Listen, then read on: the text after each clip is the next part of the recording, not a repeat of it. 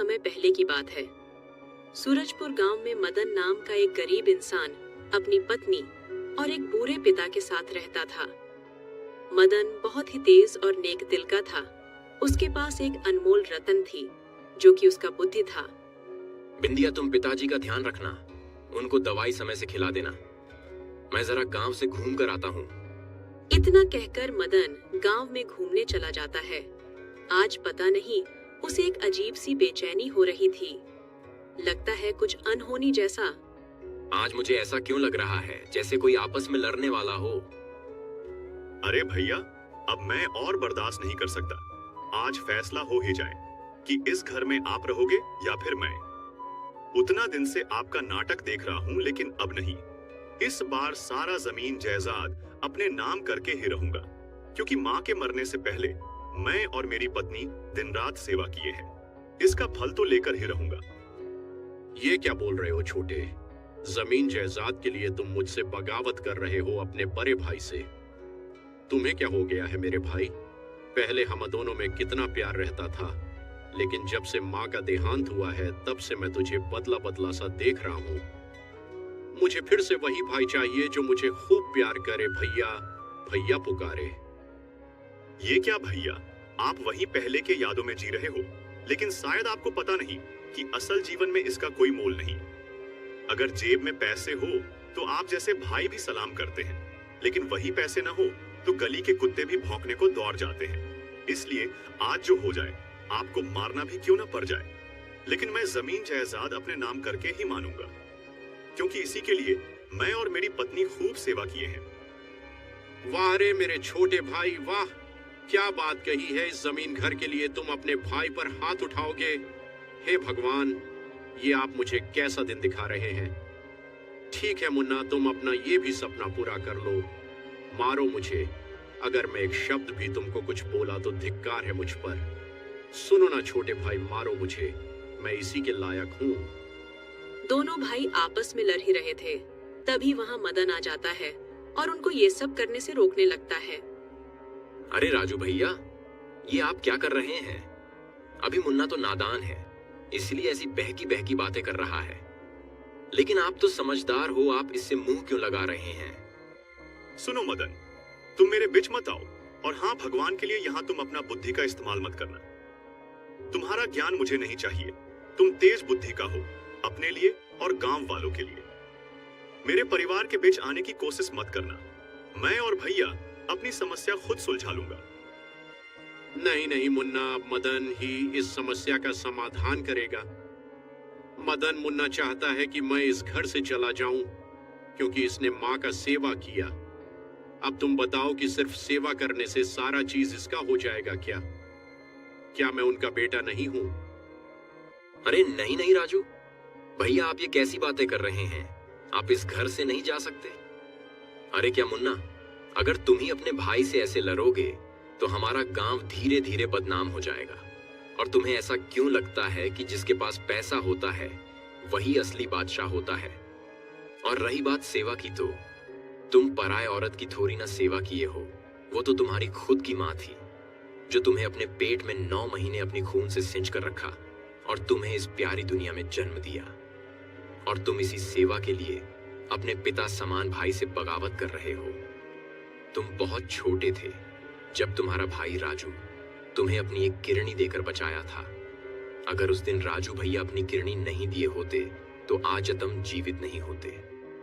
तुम्हें भगवान को शुक्रिया अदा करना चाहिए कि भगवान जैसा भाई तुम्हारे पास है। मदन की ऐसी बात सुनकर मुन्ना को अपनी गलती का एहसास हो जाता है और राजू की सच्चाई सुनकर मुन्ना अपने भाई से और भी ज्यादा प्यार करने लगता है। भैया, मुझे माफ कर दीजिए। मैं थोड़ी देर के लिए अपनी पत्नी के बातों में आ गया था। उसी ने मुझे जमीन जायदाद के लिए आपसे बगावत करने के लिए बोली थी। मदन भाई, मुझे माफ कर दो, मैंने तुम्हें भला बुरा कहा। चलो भैया, आज के बाद मैं उस आग लगाने वाली औरत को घर में नहीं रहने दूंगा। उसी ने हम दोनों भाई में फुट डाली है। अरे नहीं मुन्ना, तुम ऐसा कुछ भी नहीं करोगे, तुम्हें मरी कसम है।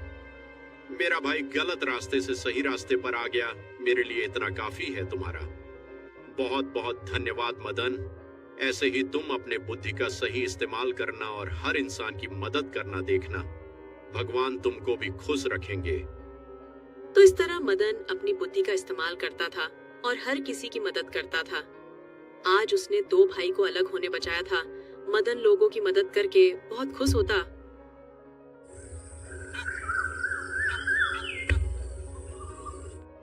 एक दिन उसके घर बहुत बड़ा व्यापारी निराश हताश होकर मदन के पास आता है। उसको देखकर मदन समझ जाता है कि सेठ परेशान है। सेठ के बोलने से पहले ही मदन बोलता है, अरे ये क्या सेठ जी, आप इतना उदास और मेरी घर क्यों आए हैं? क्या बात है? कहीं आपको भी कोई परेशानी तो नहीं है? हाँ मदन, मैं बहुत परेशान हूँ। आज से लगभग 2 साल पहले मेरा धंधा बहुत अच्छा चलता था जब मेरा बेटा साथ था, लेकिन जब से बिजनेस के सिलसिले में वो बाहर गया है तब से मेरा धंधा में इतना घाटा चल रहा है कि नौकरों को भी पैसा घर से देना पड़ रहा है।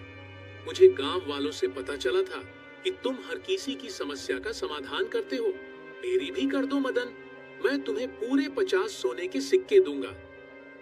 देखिए सेठ जी, मैं पैसों के लिए काम तो नहीं करता हूँ, लेकिन पिछले 1 महीनों से मेरे पिताजी का तबीयत कुछ ठीक नहीं चल रहा और उनके इलाज में काफी पैसे लगेंगे, और अगर आप इतना प्यार से दे रहे हैं तो मैं मना नहीं करूंगा। देखिए सेठ जी, आपका धंधा इतना घाटा में क्यों चल रहा है? इसका जिम्मेवार कोई और नहीं बल्कि खुद आप हैं। अगर मैं जैसा कहूं और आप वैसा करें तो आपका धंधा फिर से पहले की तरह चल उठेगा, लेकिन खैर आपसे नहीं होगा। तुम मुझे उपाय तो बताओ मदन। मैं तुमसे वादा करता हूँ कि मैं अपने धंधा को बढ़ाने के लिए वो सब करूंगा जो तुम मुझे कहोगे। सिर्फ एक बार मेरा धंधा पहले की तरह चल उठे, फिर देखना तुम्हें भी माला माल कर दूंगा। ठीक है सेठ जी, जैसा मैं कहता हूं आप बिल्कुल ध्यान से मेरी बात सुने। मैं जानता हूं कि आप रोज 10 बजे सोकर उठते हो, लेकिन कल से आपको रोज 5 बजे उठना है और अपने गौशाला में और अपने खेतों में घूमना है। अगर आप इसे 5 दिनों तक करके देखेंगे तो मैं यह गारंटी लेता हूं कि आपके धंधे में कहां खराबी चल रहा है आपको पता चल जाएगा। सेठ मदन को धन्यवाद करता है और फटाक से अपने घर लौट जाता है। उसे अपने धंधा को बढ़ाना बहुत जल्दी था। वह सोच रहा था कि कब रात हो और कब सुबह, ताकि वह उठकर खेत गौशाला में जाए। अब जल्दी से रात हो और मैं सुबह सुबह उठकर अपने खेत में जाकर देखूं कि आखिर क्या हो रहा है।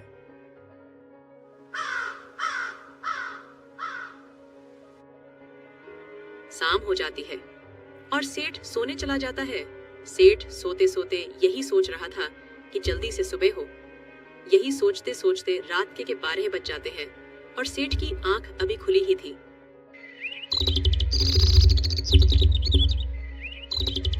सुबह हो जाती है और सेठ अभी खर्राटा मारकर सो ही रहा था। रात को देर तक जागने की वजह से नींद कारा लग जाती है। सुबह के 10 बज जाते हैं और सेठ की नींद खुलती है। वो जब घड़ी पर नजर देता है तो उसका आंख वहीं टिका रह जाता है। अरे बाप रे, 10 बज गए। आज का सुबह तो निकल गया। अब मैं मदन को क्या जवाब दूंगा? अच्छा कोई बात नहीं, कल मैं पक्का सुबह 5 बजे उठूंगा। सेठ अपने आप से यह वादा करता है कि आज नहीं तो क्या, कल वो जरूर 5 बजे उठेगा। रात हो जाती है और फिर से सेठ सोने की कोशिश करता है। उसके दिमाग में सिर्फ यही चल रहा था कि कल कैसे भी करके सुबह उठना है।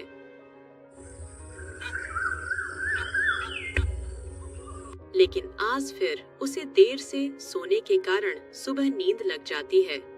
जिसके नियत में ही सोना लिखा है, वो कितना भी देर रात तक सुबह होने का इंतजार करे, उसे सुबह होते होते नींद लग ही जाती है। 10 बज जाते हैं और उसकी नींद खुलती है। अरे बाप रे, फिर से मुझे देर हो गई बेटा। सेठ मदन ठीक बोल रहा है। मैं अपना धंधा खुद ही चौपट कर रहा हूँ। अगर कल 5 बजे नहीं उठा तो मुझ पर धिक्कार है। एक काम करता हूँ, एक नौकर रख लेता हूँ और उसे कुछ पैसे दे दूंगा। जब सुबह होगी तो मुझे उठा देगा। मतलब सेठ की तो हद हो गई। खुद सुबह नहीं उठ सकता तो उठाने के लिए नौकर रखने की बात करता है। अच्छा चलो, ये भी देख लेता हूँ कि नौकर उसे उठाता है या नहीं। फिर से रात हो जाती है और खुद सेठ सो जाता है और नौकर को कहता है उस पर निगरानी रखने को। लेकिन नौकर भी तो इंसान है, वो सेठ की बात को हाँ तो कह देता है, लेकिन जब नींद आती है तो वो भी सो जाता है। अब कल सेठ का रिएक्शन देखते हैं।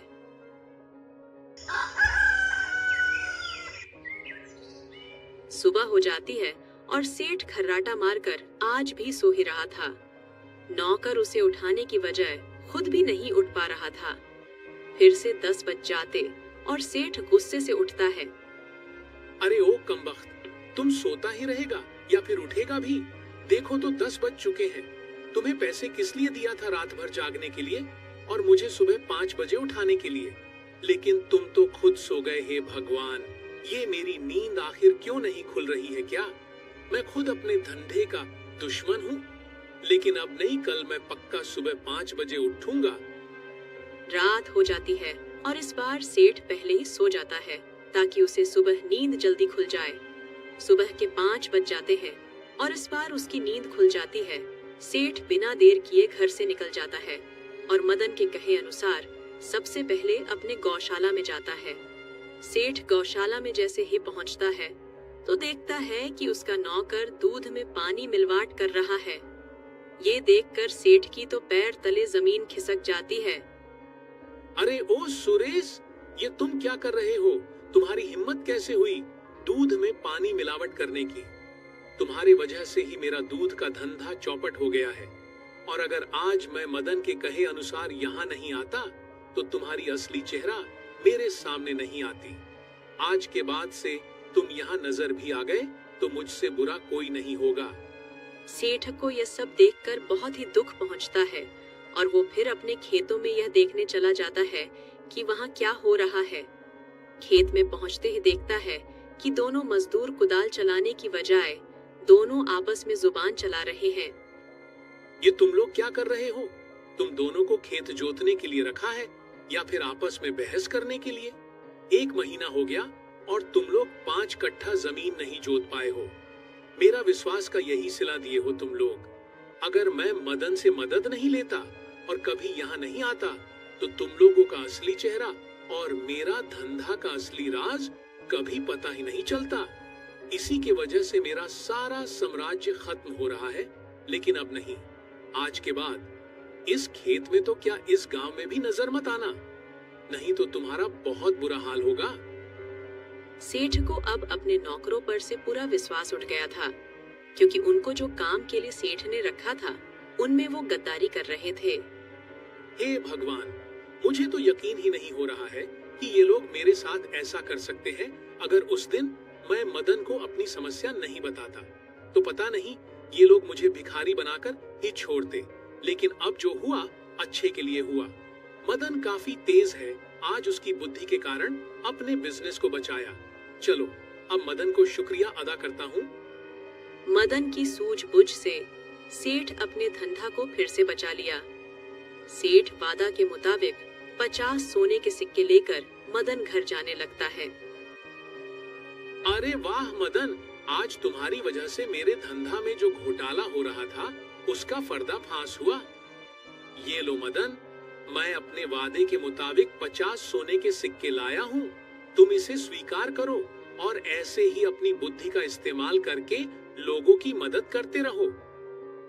आपका बहुत बहुत धन्यवाद सेठ जी। शायद आज आपको पता नहीं होगा कि मुझे पैसों की कितना सख्त जरूरत था। मेरे पिताजी काफी दिनों से बीमार हैं। उनकी इलाज में डॉक्टर पैसे का डिमांड कर रहे थे। अब देखना, मैं अपने पिताजी को इस पैसे से ठीक करा लूंगा। आपका बहुत बहुत धन्यवाद। अरे मदन, तुम मुझे धन्यवाद मत करो। धन्यवाद तो मुझे तुमको करना चाहिए। कई सालों से ये लोग घोटाला कर रहे थे और तुम एक झटके में पता कर लिए। भगवान कसम, तुम्हारी बुद्धि की तो दाग देनी होगी। मदन, एक काम करो, तुम इतना तेज हो, क्यों ना तुम एक दुकान खोल लेते हो और उसका नाम होगा बुद्धि का दुकान। अगर तुम बुद्धि का दुकान खोल लेते हो तो गांव में जितने भी परेशान लोग होंगे वो तुमसे राय लेने आएंगे, क्योंकि न जाने ऐसे कितने लोग हैं जो अपनी समस्या से जूझ रहे हैं। अगर तुम उनकी मदद करोगे तो पैसे भी अच्छे कमाओगे और हमारा गांव समस्या मुक्त गांव भी बन जाएगा। ये आइडिया आपकी तो काफी अच्छा है सेठ जी, लेकिन दुकान खोलने के लिए मेरे पास पैसे नहीं है।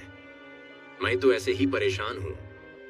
तुम पैसों की चिंता बिल्कुल भी मत करो मदन। तुम मेरी इतनी मदद किए हो, मैं तुम्हारे लिए इतना नहीं कर सकता। तुम चिंता मत करो, मैं तुम्हें बुद्धि का दुकान खोल कर दूंगा।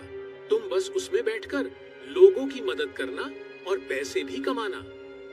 मदन सेठ की बात सुनकर खुश हो जाता है, क्योंकि दुकान लगाने में पैसे बाधा बन रहे थे और सेठ ने उसे दूर कर दिया। कुछ दिनों में ही सेठ ने मदन को एक दुकान दे देता है और उस दुकान के बोर्ड पर लिखवा देता है, बुद्धि की दुकान। मदन बहुत खुश था, क्योंकि उसे लोगों की मदद करने का मौका मिला था। वाह भगवान, वाह, क्या आपने रचना रची है। मुझे इतना ज्ञान देकर आपने बहुत अच्छा किया। इसकी मदद से मैं लोगों की मदद करूंगा और देखना, धीरे धीरे मेरे गांव में लोग समस्या से मुक्त हो जाएंगे। धीरे धीरे लोगों को पता चलती है कि मदन बुद्धि का दुकान खोला है। लोग उसके दुकान जुटने लगते हैं। मदन भी सबकी समस्या का समाधान अच्छे से करता है और देखते ही देखते उसके दुकान पूरा गांव शहर में मशहूर हो जाता है। लोग दूर दूर से अपनी समस्या लेकर उसके पास आते और मदन उसे बिना संकोच के मदद करता। और जो लोग अमीर होते वो मदन को कुछ पैसे भी देते। तो इस तरह से मदन अपने बुद्धि का सही इस्तेमाल करके अपना दुकान जमा लिया और धीरे उसकी सारी गरीबी भाग जाती है। अगर मदन के जैसा हर इंसान अपनी नेक दिल और ईमानदारी से कोई काम करे तो अपने जीवन में आसानी से सफल हो सकता है। पीछे से सेठ मदन को खुश देख वो भी बहुत खुश होते हैं। धन्यवाद।